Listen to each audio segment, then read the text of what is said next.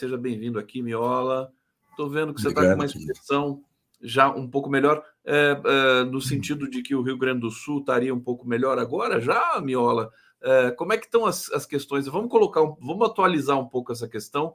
As águas baixaram, né? E agora começa o serviço de limpeza e tudo mais. Como é que você está vendo todo esse processo aí? Daqui a pouco a gente fala da visita do presidente Lula no Rio Grande do Sul. Jefferson Miola, bem-vindo. Obrigado mais uma vez, Conde. Prazer estar aqui contigo. Não, a situação aqui ela segue, né, se arrastando. É evidente que há uma mudança, né, do regime de chuvas e inclusive do sistema de ventos, o que tem permitido o escoamento das águas rumo ao Oceano Atlântico.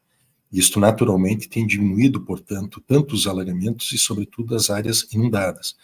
Mas acontece, no entanto, que nós estamos ainda com algumas regiões do estado, especialmente na cidade de Porto Alegre, continuam ainda submersas, não totalmente, não naquela magnitude que a gente acompanhava até semana passada, mas continuam ainda submersas. Para teres uma ideia, Gustavo, até hoje, no 38º dia, né, das enchentes, Porto Alegre só tem 80% do seu sistema de bombas regularizado.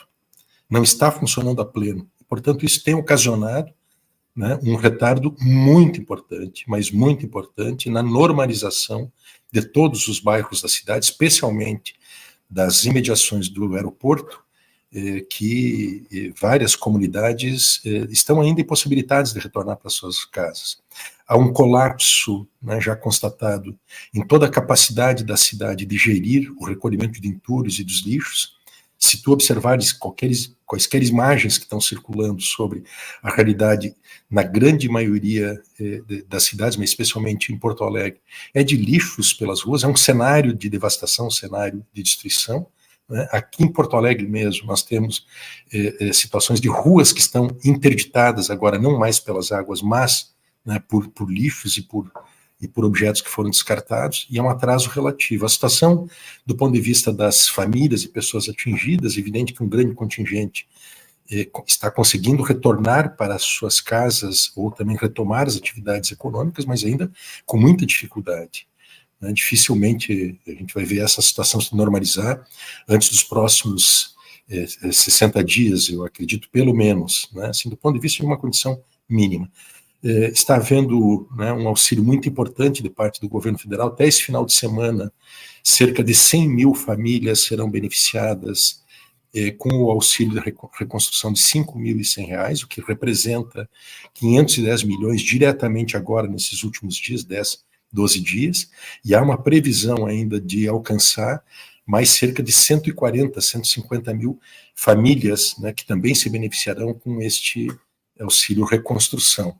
E afora isso, segue, né, uma situação aqui de muita gente ainda lotada em abrigos. A situação da rede escolar, sobretudo pública, não está ainda inteiramente normalizada, e os negócios, os serviços, né, nas áreas não atingidas, eles começam a entrar numa certa normalidade, mas há um contingente importante, né, de estabelecimentos, de atividades, sobretudo essas atividades, né, nos bairros atingidos, no comércio local, né, o pequeno prestador de serviço. Essas realidades ainda estão muito comprometidas, né, vai levar ainda um bom tempo. E o processo propriamente, né, de reflexão sobre o que fazer e como fazer, ele ainda está, né, em aberto. Nós temos visto que o prefeito de Porto Alegre, por exemplo, ele contratou já uma empresa, a Álvares Marçal, estadunidense, aquela que o Moro trabalhou, para pensar o projeto de reconstrução da cidade. O governador de estado nomeou um ex-auxiliar do Paulo Guedes, um bolsonarista raiz, né, ultra privatista, para pensar na estratégia. Isso é ruim, né, porque despreza um conhecimento acumulado, uma inteligência instalada aqui, as universidades, centros de pesquisa e profissionais especialistas que poderiam certamente aportar, né, muito conhecimento para direcionar o esforço de reconstrução. A Álvares e Marçal não foi contratada para dar um estofo jurídico para a Prefeitura de Porto Alegre. Não sei se ela foi contratada só pela Prefeitura, também pelo Estado, mas, digamos, para escapar das absolutamente previsíveis processos que vão receber, isso, né? Questão de seguradora e tudo mais. É para isso, né? Quer dizer, é quase que um escândalo a contratação da Álvares e Marçal, né? Sem dúvida, é um escândalo de multidimensional, vamos chamar assim. Primeiro porque é um desprezo à capacidade instalada aqui no Estado, tem um conhecimento, né, muito pormenorizado da realidade da bacia hidrográfica, do funcionamento hidrológico do nosso sistema hídrico regional, conhece o sistema de proteção contra enchentes da cidade, é um corpo técnico especializado que conhece profundamente todo o sistema de esgotamento, de drenagem e tal, então diz respeito a isso.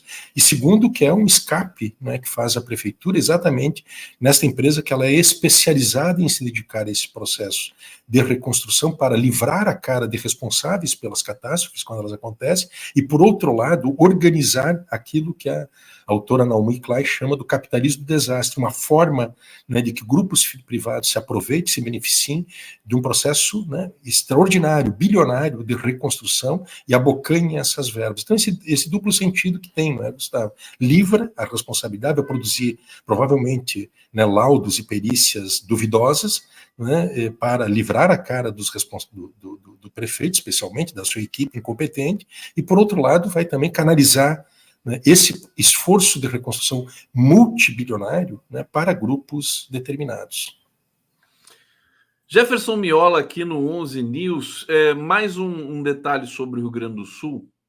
Eu queria que você falasse para a gente aí. Você está no Rio Grande do Sul, né? Você está em Porto Alegre nesse momento? Sim, em Porto Alegre. O cenário está diferente aí, pensei que você pudesse estar em outro lugar. Mas da ação da Prefeitura, do Estado e do governo federal, isso está... Eu percebo todas as matérias que eu leio por aqui, você está aí em loco, você pode dizer melhor, mas que há muita confusão ainda, que há muita dúvida sobre quem vai fazer o quê, quando vai ser liberado o X. Como é que você avalia esse momento no sentido da recuperação pelos entes federativos? Na verdade, há um fenômeno que ele é cada vez mais notável, né, de uma tentativa permanente, sobretudo do prefeito da capital e do governador de estado, em se desresponsabilizarem pelas suas obrigações legais e constitucionais a respeito de todas essas áreas, a questão ambiental e, sobretudo, de saneamento, e transferir as responsabilidades pelos efeitos que as políticas deles causaram para o governo federal. Isso tem sido a marca. Se tu observares, por exemplo, o governador de estado, inclusive ele levou um pito do presidente da República no dia de ontem, ou antes de ontem, quando ele anuncia cobranças pelas mídias sociais para o governo federal e depois fala mansinho com o presidente Lula, não é? Verdade, ele faz primeiro ele chuta nas redes e depois ele vai... Isso. E ele fez isso e o presidente Lula chamou a atenção dele, deu um pito nele na terça-feira. Né? Esse é um bastidor que a gente conhece. Sim, o presidente Lula chamou ele e disse: governador, nós vamos combinar o seguinte. O governador foi para Brasília e não foi recebido pelo Lula e voltou no avião. Não, não foi. Né? Voltou no avião. A situação foi a seguinte: ele foi para Brasília a convite da ministra Marina para participar do evento alusivo ao Dia Mundial do Meio Ambiente e quis aproveitar a oportunidade para abrir uma audiência exclusiva com o presidente Lula, sem agendamento prévio. Só que antes disso ele anunciou pela sua rede social as cobranças que ele estava levando ao presidente Lula. Ao final do dia, o presidente Lula reuniu alguns governadores, né, depois da cerimônia, e chamou de lado o governador Eduardo Leite, né, para comunicar a ele que o governo federal está inteiramente à disposição, atento e comprometido em ajudar o Rio Grande do Sul, mas que ele não precisa comunicar o governo federal e cobrar o governo federal pelas redes sociais, pela imprensa, que fale diretamente com o presidente Lula. Foi isso que o Lula fez. E o Lula convidou ele para voltar para o Rio Grande do Sul de carona no avião presidencial no dia de ontem, quando o Lula esteve aqui na quarta vez nesse processo, né, e foi visitar a região do Vale do Taquari e também anunciar mais medidas. Então, essa é a situação que nós temos, né? O prefeito municipal, ele transfere o problema habitacional para o governo federal. O governo do estado faz a mesma coisa. Então, assim, não é que exista uma confusão de papéis, tá, Gustavo? Está havendo, né, uma atitude oportunista de parte dos governantes que fazem oposição e um oportunismo infantil. né, que não reconhecem esse enorme esforço que o governo federal está fazendo. E vamos deixar bem evidenciado, Gustavo, nunca houve na história brasileira uma situação de um comprometimento da União Federal como unidade federativa desta magnitude que o governo federal está fazendo. Até hoje são 62 bilhões e meio de reais já diretamente comprometidos para realizar a cada tempo, né, os projetos necessários. Alguns desses recursos eles já são disponibilizados imediatamente, como, por exemplo, o que eu falei agora há pouco, do auxílio reconstrução. Ontem mesmo o presidente Lula anunciou um auxílio para 434 mil trabalhadores, tanto seletistas quanto informais, trabalhadores domésticos e outros, para receber 2 parcelas de um salário mínimo, são mais 1 bilhão e 200 milhões de reais diretamente, que favorecem as famílias, mas também favorece a economia local, porque reativa o consumo das pessoas e das famílias e representa a ativação dos negócios, sobretudo os pequenos negócios de caráter local, e também a arrecadação estadual. Então, há uma deslealdade, né, política, uma mesquinharia política de parte desses governantes que fazem a oposição ao governo federal em meio à catástrofe e lamentavelmente, Gustavo, setores da mídia, né, diria mais que a mídia hegemônica, de maneira geral, ela é condescendente com esse tipo de prática, né? Então, ela aproveita essa circunstância não para esclarecer, para informar adequadamente, orientar as pessoas a buscar seus benefícios, as situações que foram criadas, né, pelos governos, mas para ocultar, né, o que o governo federal está fazendo. Então não há confusão de papéis, né, o que há um oportunismo, né, de parte de determinados governantes. Eu acho que com destaque para o Sebastião Melo, né, porque com o Eduardo Leite, o presidente Lula ainda conversa. Acho que o Sebastião Melo nem conversa tem mais, né? O presidente Lula tem uma relação republicana e federativa, recebe, acompanha quando está presente, né, mas não tem nenhum canal aberto que o prefeito tenha solicitado de maneira, né, muito respeitosa, né, é tudo nessa forma de chute na canela via imprensa. É uma como coisa... Como é que está a condução do Pimenta aí no Sul?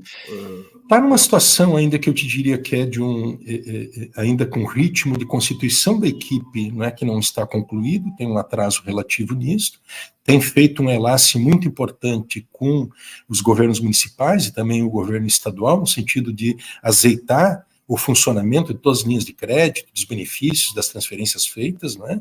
E também as reflexões, e já organizar também ações que concernem o governo federal, sobretudo, né, as ações da recuperação das estradas federais, infraestrutura, que é de responsabilidade da União. Isso tudo tem um enorme trabalho que já está sendo feito através do DENIT, do Ministério, né, da Cidade, Ministério dos Transportes, Ministério da Infraestrutura, e o ministro Pimenta, ele coordena, né, isto localmente aqui. O ministro da Integração Nacional também tem tido uma participação permanente, né, muito regular aqui no Estado, exatamente com esse objetivo de fazer um enlace com as demais unidades subnacionais e também azeitar esse processo de articulação para acelerar, né, e otimizar enormemente o esforço esse de reconstrução para que as coisas voltem a uma normalidade com a maior brevidade possível. Deixa eu ler comentários aqui do nosso público, receber com todo carinho aqui. Mariana Galas, Arthur Lira não é de direita, nem de esquerda, nem de centro. Ele é de baixo. Pronto, está definido aqui o Arthur Lira. Lília Oliveira, Tardelli, você tá um charme, vai estar na CNN hoje? Tardelli já nos deixou aqui, peço desculpa para a Lília, não deu tempo de ler esse comentário aqui no Papo com Tardelli. Acho que o Tardelli vai estar na CNN, eu acho não, né? Tenho certeza, ele vai estar lá. Elzio Milanese, esse elogio do capacho do inelegível tem terceiras intenções. Está falando aqui da nossa chamada, que é o Tarcísio falando bem da Dilma. Você viu isso, o Miola? Não, eu não cheguei a ver. Ele foi um tecnocrata durante o período da Dilma. Inclusive, eu já escutei da própria Dilma, em carne e osso, de que o Tarcísio tinha sido um bom quadro ali no governo dela. Mas a gente já vai falar disso. Deixa eu trazer aqui o Júlio César Beraldi. Só há delação do Cid para criminalizar o Bozo? Não, claro que não, né? Aquela história dessa tentativa muito estranha também, Tardelli, de ressuscitarem o projeto do Damus ali. A gente já vai falar disso também, se der tempo.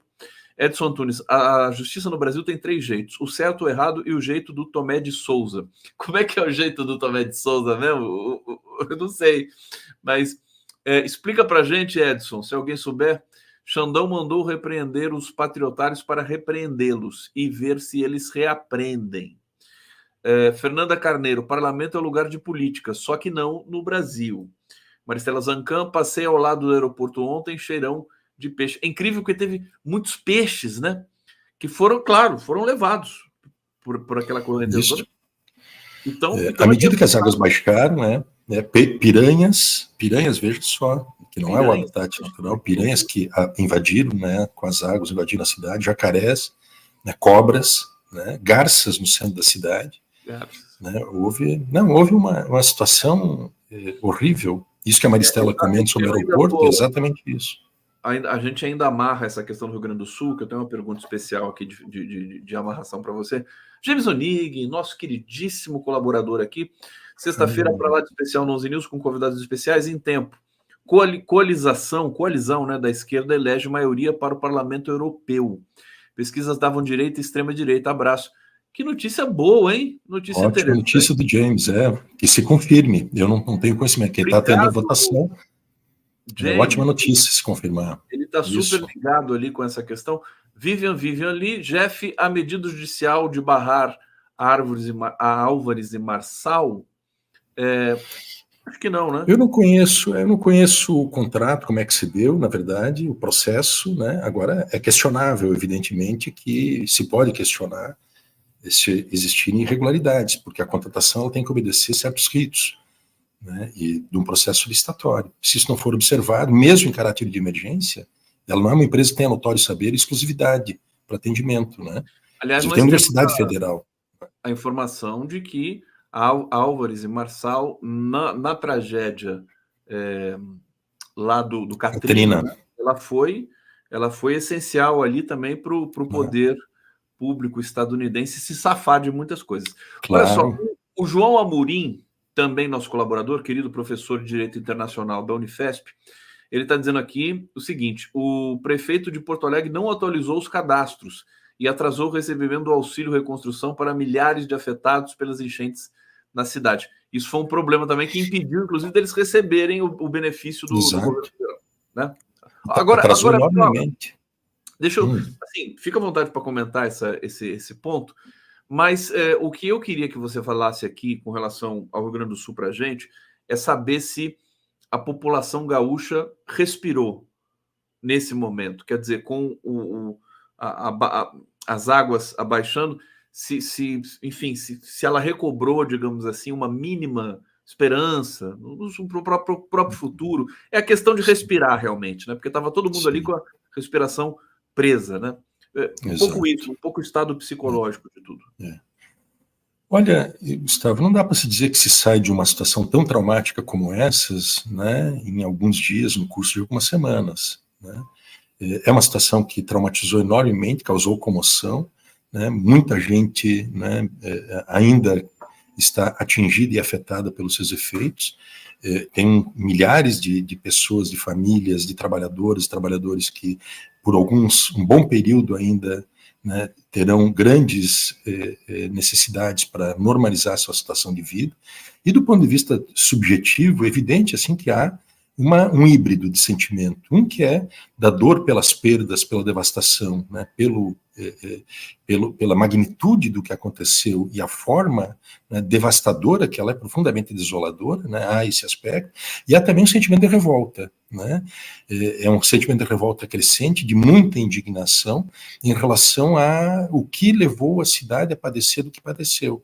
E sabendo-se, cada vez fica mais evidenciado, que Porto Alegre poderia ter sido protegida, né, e mesmo que eventualmente fosse atingida, né, por um eventual alagamento, não seria jamais na dimensão em que foi atingida. Então, é uma percepção que está se consolidando, né, de que não precisaria ter acontecido o que aconteceu. Tudo isso poderia ter sido evitado, e, portanto, isto, né, tem sido, né, um fator né, de muita indignação, de muita revolta. Nós acompanhamos aqui na cidade, e continuam acontecendo, né, protestos em muitos lugares, que a coisa está muito atrasada, muito retardada. Como eu te falei, ruas inteiras estão cheias de entulhos, de detritos jogados, não há nenhuma providência, né, mais ativa de parte do município para fazer um esforço emergencial de limpar a cidade. Isso vai criando vetores de doenças, etc., além de uma situação que é viverem sob escombros, né, sobre os escombros que estão nas ruas. Então, estão acontecendo protestos, né, e hoje mesmo, no dia de hoje, tem uma convocatória para um ato na região central, no centro da cidade de Porto Alegre, de protesto contra, né, as autoridades, para que acelerem, para que tomem providências mais rápidas, para que busquem, né, todos os meios para normalizar a situação da cidade. Jefferson Miola aqui no nosso 11 News. Olha, o Edson Antunes voltou aqui no bate-papo e está dizendo o seguinte: Tomé de Souza foi o primeiro governador-geral do Brasil em 1549 e tinha o jeito dele de fazer justiça. Justiça ao meu jeito. Ah, tá. Tudo bem. Já situamos historicamente. Agora, só não sabemos que jeito é esse ainda, né? Deve ser um jeito truculento, né, o Miola? Pelas indicações aqui do nosso glorioso Edson Antunes. Maristela Zancan, tá rolando uma fofoca muito negativa sobre o seguro relativo à concessionária do aeroporto. Sabes alguma coisa sobre isso, Miola? Não, não Eu estou vi que sabendo. a rodoviária foi liberada, ainda de maneira um Isso, pouco precarizada e tudo mais, e o aeroporto, a situação foi crítica ali, de maneira crítico. absolutamente trágica. Acho que só em setembro, né, que vai ser... Dezembro. Dezembro? Dezembro, já Vai ter passou que para dezembro. reestruturar tudo. O comprometimento foi maior do que se imaginava. À medida que as águas baixaram, a gente conseguiu ver o que tinha por debaixo, né? É uma situação bastante crítica, muito comprometedora. Eu não sei a que a Maristela está se referindo aqui, mas há um contencioso que está aberto em relação ao setor de seguros e a cobertura dos sinistros, que evidentemente vão surgir muitos contenciosos.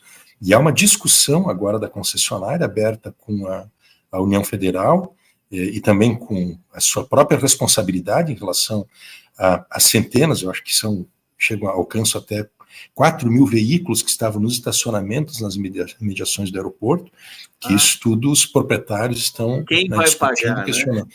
Quem pagará essas contas? E as empresas estão tentando se livrar disto, né? E aí abre um contencioso, né? Mas é uma situação que vai ser enfrentada, isso que eu te digo, vai ser muito arrastado aqui o A processo, né? dúvida no aeroporto, por exemplo, que pode ser transposta para outras situações, é que se está no estacionamento do aeroporto, a responsabilidade é do aeroporto ou são dos seguros privados dos motoristas, né? Tem tudo isso. Tem uma confusão. A rodoviária, como tu disseste, ela reabre no dia de hoje para as viagens intermunicipais e a partir da próxima sexta-feira começa uma normalização para as viagens interestaduais, princípio só para Santa Catarina, Paraná, São Paulo e Rio de Janeiro. As e aí, estradas progressivamente, foram recuperadas? As estradas também, não, ainda não. Há um número importante de barreiras que caíram, de estradas que tiveram pontes destruídas, danificadas, está em processo de reconstrução. O presidente Lula anunciou há alguns dias atrás, com o ministro Renan Calheiros Filho, que em 20 dias, né, a União prepararia a recuperação dessas estradas, né? As estradas estaduais ainda também estão muito comprometidas, não estamos numa situação de normalidade, claro que não é aquela circunstância crítica de até 10 dias atrás, né, mas ainda longe de ter uma situação de normalização. Perfeitamente. Vamos lá, deixa eu trazer um tema aqui para você, que é do Tarcísio de Freitas, e que acena, né, a minha intenção aqui é justamente olhar para o cenário eleitoral, não só nas eleições municipais, mas no desenho partidário eleitoral brasileiro, com vistas também a 2016, lembrando que o Tarcísio e uma certa ala da direita foi cunhada, foi nomeada por um colunista da Folha de bolsonarismo moderado, né? Então, tudo isso está contribuindo aqui para a questão que eu vou te trazer, na verdade, vou relatar, né? O governador de São Paulo disse que não tem queixas contra Dilma Rousseff e tudo mais. Ele disse o seguinte numa reunião, numa conversa aqui, numa entrevista que ele deu, eu não sei exatamente em que evento, a um evento aqui em São Paulo. Ele diz: eu fui diretor do DENIT no governo Dilma, cheguei lá por acaso, trabalhei com a presidente sem termos alinhamento político, mas ela sempre foi muito respeitosa comigo e eu com ela. Deu muito certo. Tenho nenhuma queixa dela, muito pelo contrário, só agradecimentos. O Tarcísio passa até por um sujeito do bem, né? Quando fala esse tipo de coisa. Isso. Ele é aquilo, ele faz a classe de gente que o Haddad diz que é o extremista que come com garfo e faca. Com garfo e faca? Isso, ele é o que come com garfo e faca, não é esses trogloditas, né, a la Bolsonaro, né, ele come com garfo e faca. Agora, mas ele está sendo testado, né? Essa, quer dizer, como lidar com uma figura dessa, que aparentemente é dissimulada, né? Porque todos os atos dele são contrários a qualquer tipo de procedimento democrático. Ele até pode aparentar essa civilidade nos hábitos, digamos assim, né, e no linguajar, mas todo o gestual dele no que concerne a políticas de governo, elas convergem para o campo da extrema-direita, né, o do ultraliberalismo, né, Gustavo? Veja ele, por exemplo, na Marcha de Jesus, nas posições que ele tem nas privatizações, né, na agressividade que ele tem na afirmação, na defesa de valores reacionários e por aí afora. O que eu acho que está acontecendo, né, é primeiro, por um lado, né, é um descolamento de setores desta elite, nessa lumpenburguesia brasileira, que passa a ter, por seu antipetismo, uma visão muito odiosa que tem contra Lula e contra o PT, passa a buscar uma alternativa, né, ao presidente Lula para 2026. Eu acho que isso está ficando, né, muito evidenciado. Eles não têm compromisso, né, na realidade, com a democracia, porque eles sabem, né, que se eventualmente o governo Lula sossobrar, fracassar, não vai vir, né, uma direita moderada, uma direita tradicional. Virá a extrema-direita, e esta extrema-direita, que poderá vir com um Tarcísio de Freitas da vida, ou com outro personagem que seja, mas será a extrema-direita com tudo o que tem direito, com tudo o que tem direito, com o seu programa, com a sua visão de Estado, com a sua visão de sociedade, e com o seu programa de uma contra-revolução fascista e reacionária. É isto que virá, comprometendo a própria democracia. Então, esses setores dessa elite dominante, eles não tem nenhum apreço pela democracia e já começam, então, a testar alternativas. Se tu observar, há 10 dias atrás, o jornal da Globo News me chamou muita atenção, à noite, fez uma espécie de um lançamento de um programa de Tarcísio. Fez uma apologia das medidas fiscais que o Tarcísio estava adotando em São Paulo, mas me chamou muita atenção porque eu pensei que aquilo era um espaço publicitário, mas era uma matéria do Globo News. No dia seguinte, não por coincidência, estavam estampados nos editoriais do Globo, do Estadão, da Folha de São Paulo, a fórmula Tarcísio que o Haddad deveria adotar. Então veja que eles já estão testando esse personagem, né, com vias a 2016.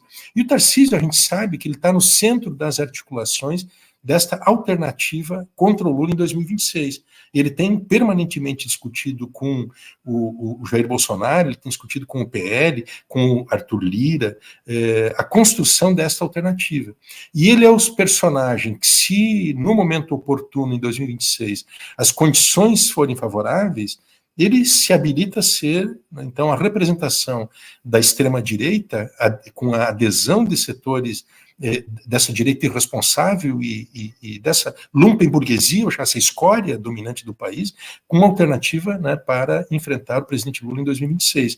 Eu acho que é esse o movimento que está em curso, esses ensaios que estão em curso, e esses gestos, né, de uma aparente civilidade do Tarcísio, eles só ocultam a essência do personagem, que é o personagem da extrema-direita, uma revista que entrou no governo da presidente Dilma, né, com interesses de qualquer natureza que seja, né, e que tem compromissos de fundo estratégicos, né, históricos, com o campo, né, autoritário da extrema-direita e do fascismo, não com a democracia. Para a gente ver a importância da linguagem e para a gente reiterar aqui, eu venho reiterando sempre aqui, a necessidade de um núcleo de estudos, né, no governo, nos partidos, que estudem a questão da retórica, da linguagem com mais cientificidade. né? Eu, como linguista, eu fico indignado, né? Eles não aproveitam as teorias mais modernas, mais importantes, interessantes, instigantes da linguagem, pragmática, ciência cognitiva, análise do discurso, para você poder desenhar, né, Miola? Verdade. Não só no ponto de vista do marketing político ou da publicidade, mas uma resposta. Como é que a gente vai combater uma figura como o Tarcísio, que é uma espécie de esfinge agora, né? Quer dizer, é um direitista que fala manso, doce, tranquilo, só se exalta naqueles momentos lá do leilão, né? Que ele bateu o martelo lá e tudo mais. Mas ele realmente é uma figura que é bom. Agora, o que a gente sabe sobre esse bastidor é que o Bolsonaro ainda tem esperança de ser candidato em 2026. Eu não sei se você está acompanhando isso, mas a defesa dele está insistindo. Já teve uma negativa do STF, do TSE, desculpa, porque quer reverter a ineligibilidade. E num país em que o atual presidente, que é o Lula, reverteu a sua ineligibilidade, eles acham que podem reverter a ineligibilidade do Bolsonaro. Sim. É que, com as diferenças devidas, agora, tragicamente, né, acaba tendo essa circunstância, né, de que o presidente Lula reabilitou seus direitos políticos, não porque ele tinha cometido qualquer tipo de crime, não, porque ele foi vítima de uma violência judicial patrocinada pela extrema-direita, através do Deltan Dallagnol, do Sérgio Moro e de um sistema de justiça que foi corrompido. Então, o Lula foi vítima, né, de uma violência jurídica e política, né, das classes dominantes, e ele não tinha nenhuma razão para ter tido seus direitos suprimidos. O personagem Bolsonaro é outra coisa que nós estamos falando. Né? Ele é um... só que para ele também é vítima. Isso. Claro, mas é isso que eu estou te dizendo, que dramaticamente tem essa situação de similitude das duas condenações, né? Uma que é por na verdade, por uma violência, essa corrupção que teve da justiça brasileira para evitar que o Lula fosse eleito em 18, e o Bolsonaro, né, porque é um contumaz criminoso, ele passou o Código Penal em revista.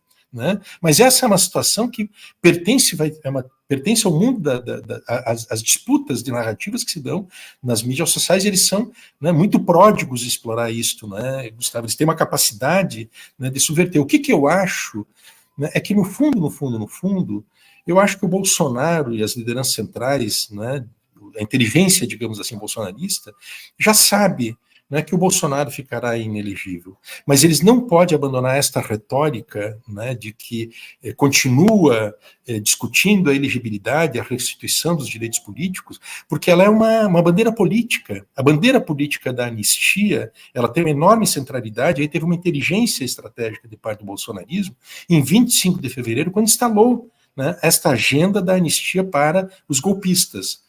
Então, eles não podem abandonar esta agenda, porque ela é um fator de coesão e de produção disso que eles dizem, da narrativa, né, que fideliza a matilha, a horda fascista e de extrema-direita, em torno desta ideia de que o Bolsonaro é vítima, etc. Isso tem uma enorme conveniência. Mas, no íntimo, ele sabe, né, que é necessário construir a alternativa. E nisto é que surge, nesse cenário, né, que surge esta possibilidade do Tarcísio, assim como outros, eventualmente, né, o próprio Zema, ele entra e sai dessa especulação, o Caiado, de Goiás, e ocasionalmente, né, o tema Michele Bolsonaro, ele entra e sai. Então eles estão fazendo esses balões de ensaio para testar. Mas no fundo, né, o Bolsonaro, eu acho que tem essa consciência. Né? E, aliás, é um problema muito grave, porque à medida que o tempo vai passando, vai ser difícil para o sistema jurídico. Outro dia, numa entrevista com o Lênio Streck, também confirmei essa percepção. À medida que o tempo vai passando, o sistema jurídico vai tendo dificuldades para aplicar em Bolsonaro a lei e a pena que concerne, que é uma pena de prisão.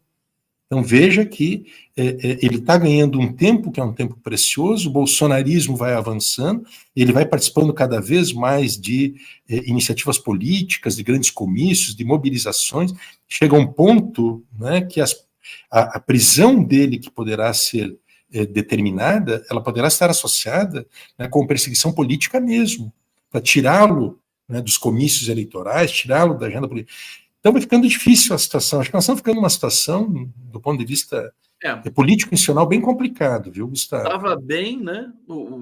A Justiça, o STF, o Alexandre de Moraes estavam conduzindo ali com algumas ressalvas muito bem o processo, e agora deu uma complicada, né? Porque está demorando um pouco demais, né, para concluir. Eles aceleraram, foi até surpreendente, falou, pô, tá rápido isso, né? Só que agora estão esticando esse prazo. Jefferson Miola, se eu te conheço bem, eu acho que você ficou contente com a vitória da Cláudia Sheinbaum no México. Agora, você também deve ter ficado intrigado com muitas coisas. Então, eu queria que você... Por exemplo, o fato de a Cláudia Sheinbaum chegar ao governo mexicano com maioria qualificada na Câmara. Uma coisa absolutamente impensável para nós brasileiros, lamentavelmente. Onde é que erramos, né? Temos de olhar para o México com mais carinho.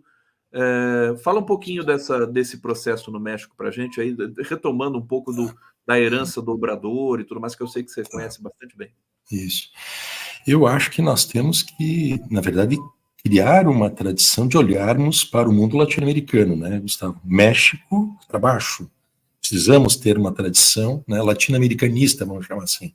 Inclusive porque é parte do artigo 5º da Constituição brasileira, né, o compromisso do Brasil com a integração, né, latino-americana. Está escrito na nossa Constituição. Veja que coisa bacana, né, que nós temos. Mas, assim, é importante assim, só a gente também distinguir que esta conquista de maioria parlamentar, que o López Obrador já tinha conquistado maioria parlamentar na sua eleição de 2018, ela também é decorrência de um sistema político eleitoral, onde a votação dos legislativos correspondentes ao cargo executivo, ela praticamente se equipara ao desempenho, né, do candidato majoritário. Aqui no Brasil, não. Aqui no Brasil nós temos, por exemplo, o Lula se elegendo com 55%, a Dilma também com 55%, né, dos votos, mas elegendo apenas 10% dos parlamentares. Isso é o sistema... atrás, né? Porque nessa última... mas toda a representação é assim. Veja agora, em 22, perdão, o presidente Lula ele fez quase 50% dos votos no primeiro turno, 48%, né, faltou muito pouco para eleger no primeiro turno, mas a sua representação no Congresso foi de 68 deputados, né, 80 considerando a federação com PV e com PCdoB, 80 deputados em 513. Então veja que é 15%. Isso é uma deformidade do nosso sistema político, baseado no voto proporcional nominal, que gera isto. E é uma deformidade que ela interessa muito às classes dominantes, que é feito para atar o Brasil ao atraso, para propiciar isto que são esses sistemas de distorção agora que o Lira tem para controlar o orçamento dos fundos públicos e impedir que o país mude de fato. Então, no México e outros países, aqui na Argentina também, vários países têm, um sistema político eleitoral pelo qual os partidos conseguem ter uma equivalência de votos para os legislativos junto com os executivos.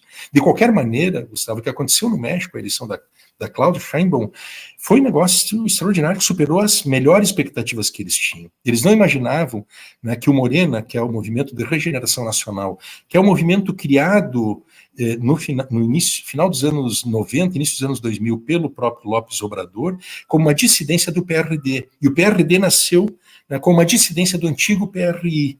Né, e o Morena foi uma aposta dele, é uma grande liderança no país, né, um personagem, né, muito forte, muito contundente, tinha sido disputado 2 eleições presidenciais, na terceira ele se elegeu, foram fraudadas as eleições que ele perdeu para não chegar à presidência da República.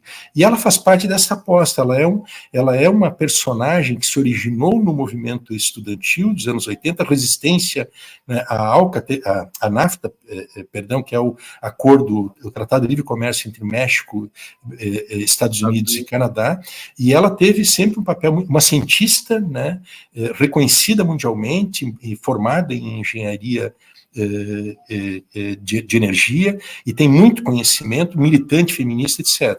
A votação que ela teve foi uma votação surpreendente, histórica, recorde na história, quase 60% dos votos, quase 36 milhões dos votos, né, do país, superou todas as votações anteriores, e além dela, de ter essa maioria qualificada que permite mudanças constitucional, que faz parte da plataforma desse movimento que o Lopes Obrador apelidou de quarta transformação, né, que é um ciclo novo, ela entra na fase 2 desse projeto do quarta transformação, né, e com possibilidade de fazer mudanças constitucionais no sentido de concretizar o programa da quarta transformação no próximo período. Então é uma situação, e além dela, dessa eleição dela e também de maioria parlamentar, com uma vitória, né, eleição importante em outros estados do México, e também vitórias importantes com mulheres, né, que chegaram ao poder.